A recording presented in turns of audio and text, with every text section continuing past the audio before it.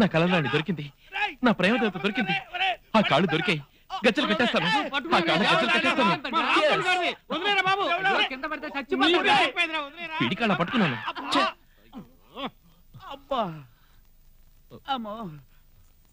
నా గొలుసుకు తగ్గ అందమైన పాదాలు దొరికాయి అనుకుంటే నేను ఆ అమ్మాయి మొహం చూసే లోపలే మీరు నా కళ చెడగొట్టారు కదరా. ఓరి దుర్మార్గుడా, కాసేపుంటే నా లైఫ్ మాటాష్ అయిపోయింది. గజ్జలు పెట్టుకుని కలలు కంటున్నాడు కనుక నన్ను కిటికీలో వచ్చి వేలాడి తీశాడు. ఇదే నెక్లెస్ పెట్టుకుని కలలు కనుంటే ఆ నెక్లెస్ కి తగ్గ గొంతు ఇదేనా నన్ను గొంతు పిసికి చంపేసి ఉండేవాడు. వీడి పక్కనుంటే ట్రైన్ లో జర్నీ చేస్తున్నంత భయంగా ఉంది. ఎందుకురా ఇలా కలలు గాని మా ప్రాణాలు తీస్తున్నావు? ఒరే కృష్ణ, మనం ఏదో సాధిద్దామని ఊరు వచ్చి ఆఖరికి మ్యూజిక్ షాప్ లో పనిచేస్తూ బతుకుతున్నారా? కానీ నువ్వు చేసే పని మీద శ్రద్ధ లేకుండా వెదవది ప్రేమ కోసం తిరగడం బాగుందా చెప్పు? రై, నా గురించి ఏమైనా అనండి, కానీ నా ప్రేమ గురించి మాత్రం ఏమీ అనకండి. ప్రేమ లేని జీవితం ప్రాణం లేని శరీరం లాంటిది. కలలు కలని జీవితం చంద్రుడు లేని రాత్రి లాంటిది. రే, మన ఇండియన్ కల్చర్లో 16 ఏళ్ల వరకు తల్లిదండ్రుల కోసం బతుకుతాం. 25 ఏళ్ల తర్వాత పెళ్లి చేసుకుని భార్యాబిడ్డల కోసం బతుకుతాం. ఇందులో 16 నుంచి 25 వరకే మన కోసం బతుకుతాం, మన భావాల కోసం బతుకుతాం. ఈ 9 ఏళ్ల జీవితంలో మనకి ప్రతిరోజు విలువైంది. ప్రేమ అనేది ఒక వరం లాంటిదిరా. నిజానికి అది నిజ జీవితంలో అందరికీ దక్కదు. చాలా మంది కళల్లోనే ప్రేయసి గురించి ఊహించుకుంటూ బతుకుతారు. అది కూడా వద్దంటే ఎలారా? అదంతా ఓకే బావా, నీ లవర్ దొరికిన తర్వాత ఈ గజ్జల గురించి చావచ్చుగా. రే, ప్రేయసి దొరికిన తర్వాత కొనిస్తే అది స్వార్థం, పెళ్ళైన తర్వాత కొనిస్తే అది బాధ్యత. ఏ ప్రతిఫలం ఆశించకుండా నా ప్రేయసి ఎవరో కూడా నాకు తెలియకుండా ఈ గజ్జలతో ఎదురు చూస్తున్నానే. This is my love. నా ప్రేయసి ఎక్కడుందో కూడా నాకు తెలియదు, కానీ నా హృదయంలో తననే ఆరాధిస్తున్నాను.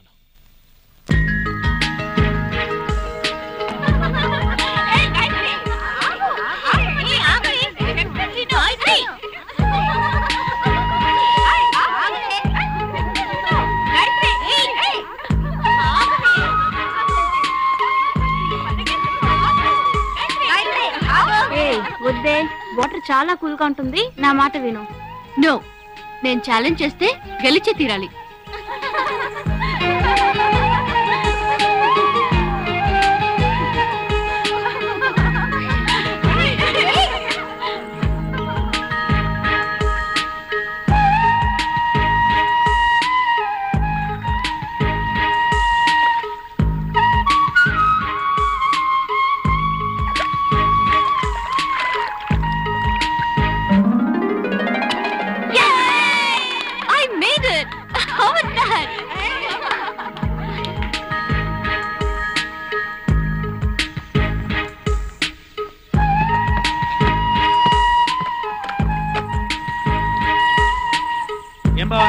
ఎవరు దొరక గజ్జలు నువ్వే కట్టుకుంటున్నావా? నా ప్రేయసి దొరికిందిరా. నిజంగానా? ఇక నుంచి మేము ప్రశాంతంగా బతకొస్తారా బాబు?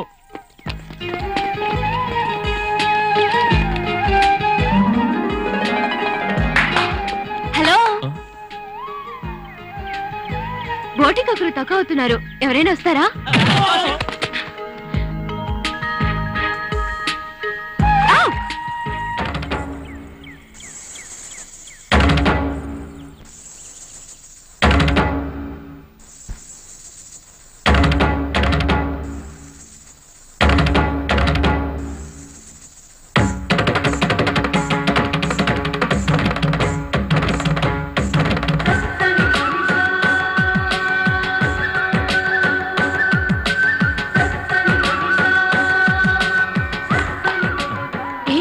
కళ కాదు, నిజం.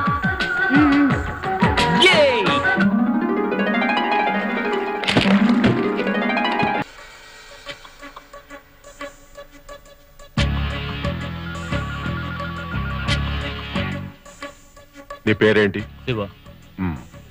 నీ పేరేంటమ్మా? మల్లిక రాజగోపాల్. అతని పేరు శివ. రాజగోపాల్ ఎవరు? మీ నాన్నగారా? అవును. ఏ ఆయన రాలేదా?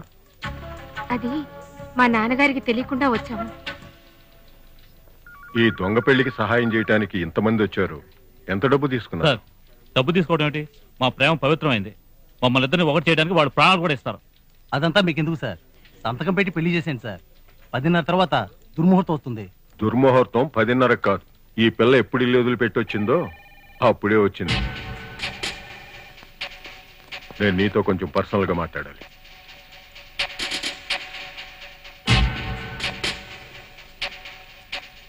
మల్లికితో ఒంటరిగా ఏం మాట్లాడతారా? ఏవైనా మాట్లాడే 2 సంవత్సరాలు ప్రేమించుకున్నాం. కన్నవాళ్ళనే కాదని వచ్చేసింది. ఈయన చెబితే వింటుందా? సార్ అమ్మాయితో మాట్లాడుతున్నారు. ఎలాగో ప్రాబ్లం అవుతుంది. పోలీసులు ఫోన్ చేద్దాం. ఏ ధైర్యంతో ఇల్లు వదిలొచ్చావు? కట్టుబట్టలతో వచ్చే నేను కాపాడుతానని చెప్పాడు. మరి నగలన్నీ అర్థం చేయించాడా? లేదు, నాన్నగారు నా పెళ్లి కోసం చేయించిన నగలు సరివి. కన్న తండ్రి అక్కర్లేదు, కానీ ఆయన చేయించిన నగలు కావాలి, అంతేనా? సరే, అది వదిలే. మిస్టర్ శివ ఏ ఉద్యోగం చేస్తున్నాడు? ఉద్యోగం వెతుక్కుంటున్నాడు. ఏంటమ్మా ఇది? కట్టుకున్న దాన్ని పోషించలేని వాడిని నమ్మి కన్నవాళ్లనే వదిలేసి వచ్చావే. ఎంతో పవిత్రమైన ఉద్యోగం చేస్తున్నాన్న సంతోషంతో నేను ఇక్కడికి వచ్చాను. వచ్చిన తర్వాత తెలిసింది 3 పెళ్లిళ్ళు దొంగ పెళ్లిళ్ళేనని. ఎవ్వరూ సవ్యంగా ఉండలేదు. ఎంతో మంది అమ్మాయిల జీవితాలు నాశనం అయ్యాయి. కొందరు బెచ్చమెత్తుకోవటం కూడా నా కళ్ళారా చూశాను. అప్పుడు నిర్ణయించుకున్నాను, ఈ పాపానికి నేను కారణం కాకూడదని. 1-2 పెళ్లిళ్ళు పెద్దల సమక్షంలో జరుగుతాయి. అవి సవ్యంగానే ఉంటాయి. అది చూస్తున్నప్పుడు నాకు సంతోషం కలుగుతుంది. చూడమ్మా, పెద్దల ఆశీర్వాదంతో జరిగే పెళ్లి స్వర్గం, మిగతాదంతా నరకం. ఇదంతా ఒక ఆఫీసర్గా కాదు, ఓ తండ్రిగా చెప్తున్నాను.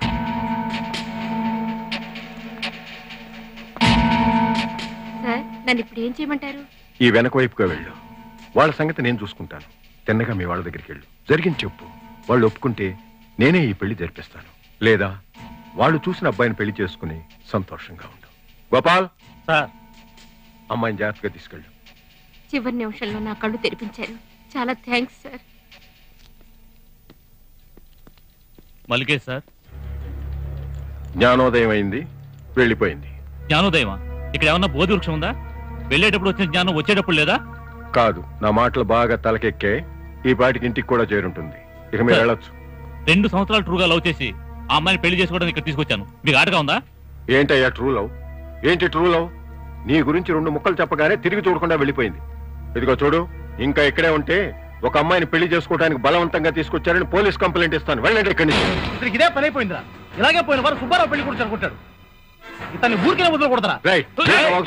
ఏంటి వాగుతున్నావు? నేను అందరు లాంటి వాడిని కాదు. ఇక్కడికి వచ్చి గొడవ చేస్తున్నారంటే? 2 సంవత్సరాలుగా ఒక అమ్మాయిని సిన్సియర్ గా లవ్ చేసి పెళ్లి చేసుకోవడం తీసుకొస్తే ఈయనేవో మాయమాటలు చెప్పి పంపించేశారు సార్. సరే, ఎక్కడుందో పట్టుకుని ఆ అమ్మాయిని స్టేషన్ తీసుకురా, నేను చూసుకుంటాను.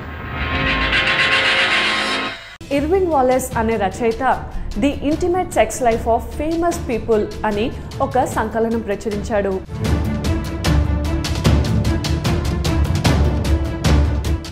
ఫెటిష్ అంటే నగ్నంగా నిద్రించడం అనే విభాగం కింద గాంధీ పేరు కనబడుతుంది. తన కామవాంఛ వల్లనే కదా తండ్రి అంతిమ గడియల్లో ఆయన వద్ద లేకుండా పోయింది అనుకున్నాడు.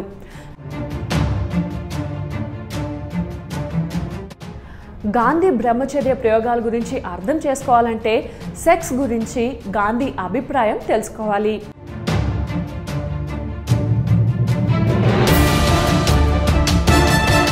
అప్పటికే ఆయన అభ్యంగన స్నానాలు, మాలీసులు, ఆడపిల్లల భుజాల మీద చేతులు వేసి నడవడాలు వివాదాస్పదం అయి ఉన్నాయి. దీక్ష శారీరక బ్రహ్మచర్యానికే పరిమితం కాకుండా మానసికంగా కూడా తను బ్రహ్మచారి కావాలని ఆయన ఆశించాడు. దీన్ని బట్టి సెక్స్ పట్ల ఆయనకు అపరాధ భావన ఉండేదని తెలుస్తోంది. గాంధీ ఆ స్త్రీలను తన పక్క మీద తన దుప్పట్లోనే పడుకోమనేవారట. 2010లో జార్జ్ ఆడమ్స్ అనే ఆయన గాంధీ నేకెడ్ అంబిషన్ అనే పుస్తకం రాస్తూ మళ్ళీ వీటి గురించి విమర్శించాడు. గాంధీ ట్రూత్ రాసిన ఎరిక్ ఎరిక్సన్ సిద్ధాంతం ప్రకారం గాంధీ జీవితంలో మాతృత్వ భావనకు ముఖ్య స్థానం ఉంది. ఒంటరితనం అనుభవించినప్పుడు ఆయన తల్లి ప్రేమకై తప్పించి స్త్రీ కౌగిలిలో సేదతీరేవాడు. నౌఖలి పర్యటన తర్వాత నుంచి క్రమం తప్పకుండా ఆయన పక్కనే లంగా జాకెట్ వేసుకొని పక్కనే పడుకునేది. తన భర్తకు ఈ వ్యవహారం నచ్చలేదని కూడా ఆమె చెప్పింది. ముందేను సమర్థిస్తూ శివసేన అధినేత బాల్ ఠాక్రే గాంధీతో పోల్చి తేల్చాడు.